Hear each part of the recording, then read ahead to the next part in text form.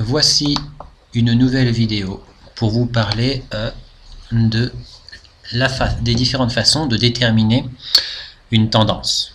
Une tendance haussière, une tendance baissière, comment déterminer les tendances, comment repérer les supports des résistances. Les supports et les résistances sont des lignes de tendance qui permettent justement de déterminer les tendances. Nous avons devant nous une tendance haussière déterminée par une ligne de tendance que l'on voit en bleu. Une ligne de tendance qui supporte effectivement la courbe. Les courbes sont supportées par cette ligne. Chaque fois qu'on s'approche de cette ligne, qu'on la touche, eh bien, il y a un rebond. Nous disons que nous sommes en tendance haussière à partir du moment où nous avons 3 points sur cette ligne. Nous avons 3 points à partir de là. Nous pouvons déterminer à partir de là que nous sommes en tendance haussière selon les lignes de tendance. Cette tendance se termine quand on traverse la ligne de tendance dans l'autre sens. Voici donc un support qui permet de déterminer que nous sommes en tendance haussière. Autre exemple, nous avons 1 point, 2 points, 3 points repérés sur une ligne, vraiment de façon précise. Eh bien, à partir de ce 3e point, nous déterminons que nous sommes dans une tendance haussière qui est déterminée grâce à cette ligne que l'on appelle un support, puisque la courbe vient d'être supportée par celle-ci. La tendance se terminera donc à partir du moment où nous aurons traversé la ligne dans l'autre sens.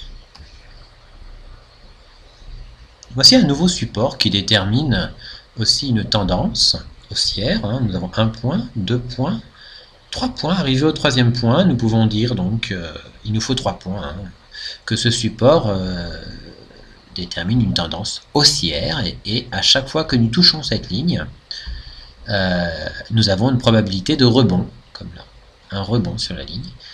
Et c'est seulement quand on traverse la ligne dans l'autre sens que l'on dit que la tendance est terminée. Alors attention, la tendance haussière est terminée ne veut pas dire que l'on va forcément baisser. On peut aussi stagner et reprendre la tendance, ou alors baisser ou stagner avant la baisse. Voici un exemple dans l'autre sens. Donc pour les tendances baissières, il nous faut une ligne de tendance que l'on appelle une résistance, puisque le cours vient résister sur la ligne. La ligne résiste au cours par-dessous, et on opère un rebond baissier à chaque fois que l'on touche la ligne. Voilà. Il nous faut 3 points pour déterminer une résistance oblique, et donc obtenir ainsi la détermination d'une tendance baissière. Voici encore une autre ligne de tendance, plus abrupte, avec 1 point, 2 points, 3 points, 4 points, 5 points, 6 points, 7 points, avant que l'on change de tendance, ou plutôt que l'on arrête simplement la tendance, puisqu'on part plutôt en consolidation latérale, c'est-à-dire on stagne après. Donc, quand on casse une ligne de tendance qui déterminait une tendance comme la baissière, ça ne veut pas dire qu'on part tout de suite à la hausse. Donc on a vu qu'on pouvait déterminer les tendances grâce aux résistances et grâce au support. Support pour une tendance haussière, au moins 3 points. Il nous faut 3 points. Résistance pour une tendance baissière, il nous faut 3 points. Il y a d'autres façons de déterminer les tendances, avec notamment les canaux parallèles. Quand on trouve une ligne, un support, à au moins 2 points, parallèle à une résistance à 2 points, donc cette fois-ci 2 points suffisent, à partir du moment que les lignes soient parallèles, eh bien on dit que nous sommes dans un canal haussier. Là nous avons 3 points sur le support, et quand on fait la parallèle, on a une résistance de seulement 2 points. Vous voyez? Eh bien c'est suffisant pour dire que nous sommes dans un canal parallèle haussier. Autre exemple, regardez, nous avons 1 point ici, 2 points. Donc pour l'instant, on ne peut pas dire que nous sommes dans une tendance haussière, mais quand on fait la parallèle, on trouve 1 point et 2 points, donc là, une résistance à 2 points. Et bien quand on a les deux, un support à 2 points, une résistance à 2 points, mais qui sont, et c'est important, parallèles, eh bien nous pouvons dire que nous sommes en tendance haussière dans un canal haussier parallèle. C'est donc une autre façon de déterminer les tendances De la même façon pour la baisse, si nous avons une résistance à 2 points, regardez ici 1 point, 2 points, et que nous y faisons la parallèle par rapport à ce point, quand on s'aperçoit, donc à peu près quand la courbe rebondit sur cette parallèle, quand on est par là, eh bien on peut déterminer que nous sommes dans un canal parallèle, puisque nous avons fait 1 point, 2 points, sur la parallèle à résistance qui avait déjà 2 points. Par la suite, nous allons générer un 3e point sur la résistance, mais nous avions déjà avant le canal baissier, dans lequel nous avons effectivement respecté la tendance baissière en rebondissant, créant un 3e point, rebondi à la baisse. La tendance baissière déterminée par un canal parallèle baissier, comme celui-ci, eh bien, sera terminée à partir du moment où nous aurons cassé ce canal baissier par le haut. C'est une cassure de canal qui arrête la tendance. Voici encore une tendance baissière déterminée par un canal parallèle. Alors comme on l'a vu juste avant, la résistance ne comporte que 2 points et ce n'est pas suffisant, il nous faut une parallèle parfaite. Donc là nous avons une parallèle à 2 points. Le support est à 2 points mais est parallèle à la résistance est parallèle au support, c'est parfait, nous avons un canal baissier.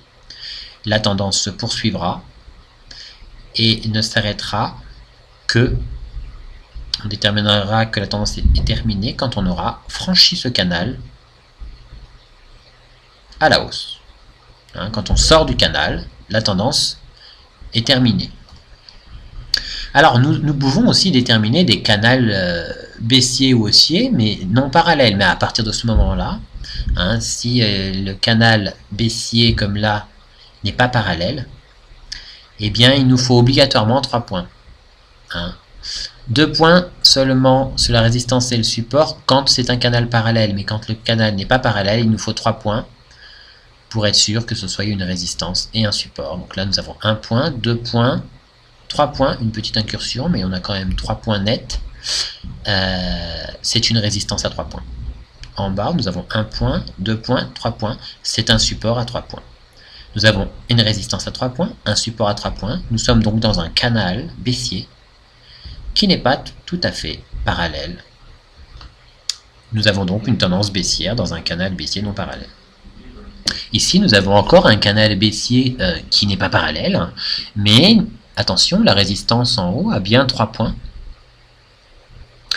Et le support, lui, a bien aussi 3 points au minimum. Il en a même plus. Nous sommes donc bien dans une tendance baissière. Nous avons vu d'ailleurs que juste la résistance, à partir du moment où elle a 3 points, nous permettait de déterminer que nous étions en tendance baissière. Mais il est important de pouvoir repérer aussi les supports qu'il peut y avoir à au moins 3 points.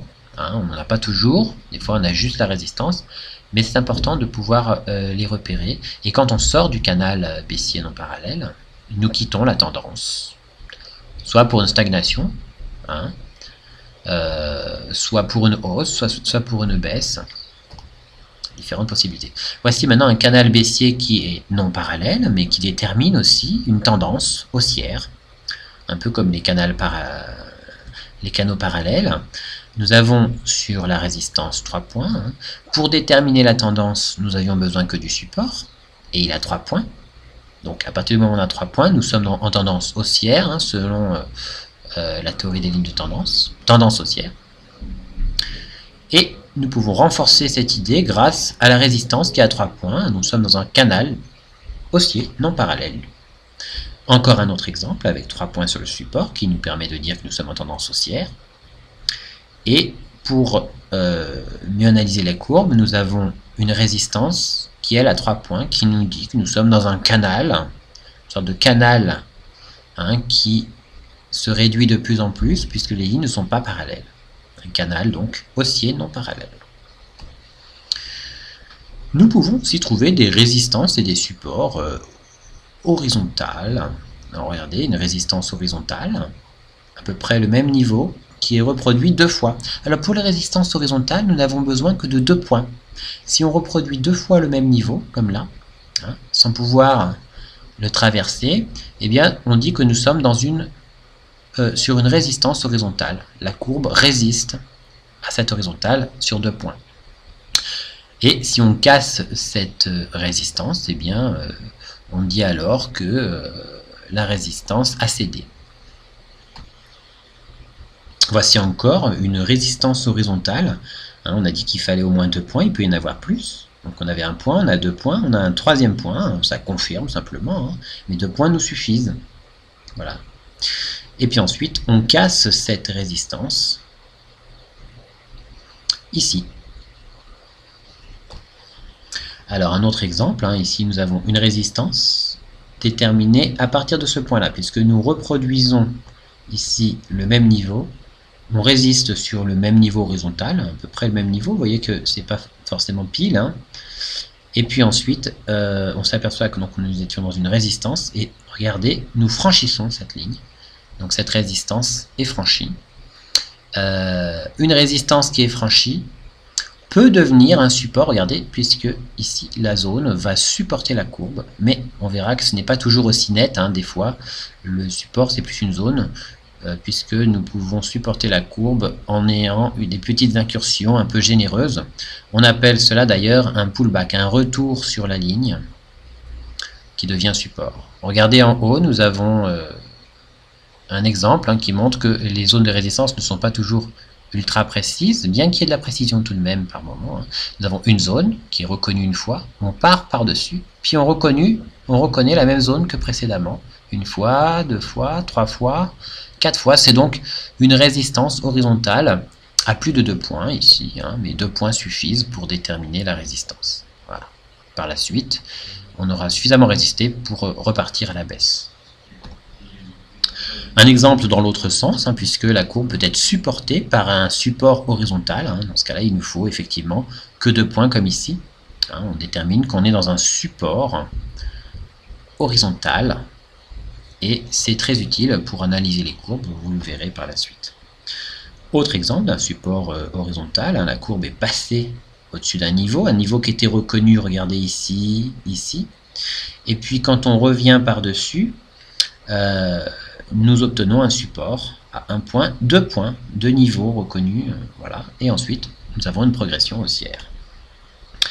Donc on peut avoir donc des résistances, on l'a vu, à 1 point, 2 points, résistance horizontale, minimum 2 points, et des supports. À partir du moment où on a 2 points à peu près au même niveau, on sait qu'on a un support. Si on revient sur ce support, il y a possibilité d'un rebond, hein, regardez, et si on casse ce rebond, on obtient donc une cassure, et puis un retour sur le support peut permettre de faire en sorte que le support qui a été cassé se transforme en résistance. Regardez, à chaque fois qu'on revient dessus, on repart dans l'autre sens. Voilà pour les supports, les résistances. Donc il y a simplement les supports qui doivent comporter 3 points pour déterminer une hausse, 3 points au minimum, hein, une tendance haussière. Les résistances qui doivent comporter 3 points, donc avec simplement une ligne, on peut effectivement, si on a 3 points, déterminer tendance haussière ou tendance baissière. Hein. Nous avions vu donc qu'il pouvait y avoir des canaux parallèles, mais comme les lignes sont parallèles, on n'a besoin que de 2 points pour confirmer une tendance haussière dans un canal parallèle. Et pour les canaux baissiers, c'est pareil. Hein. Si on a 2 points, 1 point, 2 points, et qu'on retrouve 2 points sur le support, résistance support parallèle, nous sommes dans un canal de tendance. La tendance est baissière. 1 point, 2 points, la parallèle a aussi 1 point et 2 points, nous sommes dans un canal baissier parallèle. Nous pouvons avoir des canaux baissiers qui ne sont pas parallèles. Dans ce cas-là, il nous faut obligatoirement 3 points sur la résistance et 3 points sur le support. 3 points sur la résistance, 3 points sur le support. 3 points sur le support, 3 points sur la résistance. Nous sommes dans une tendance haussière, dans un canal haussier non parallèle. Il nous faut donc bien 3 points quand ce n'est pas parallèle. Et sur les résistances horizontales, 2 points seulement. Sur les résistances, sur les supports horizontaux, il nous faut seulement 2 points. Voilà pour le petit résumé. Nous verrons par la suite ce qu'est qu'une cassure et ce qu'est un pullback. Nous avons déjà commencé à en voir.